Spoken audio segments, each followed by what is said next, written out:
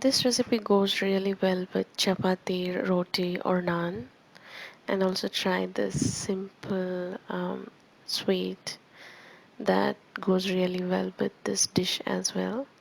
That's shredded coconut, jaggery, and ghee. Hope you guys like it. Thanks for watching, and please do not forget to like, share, and subscribe to my channel. See you all next time. Bye.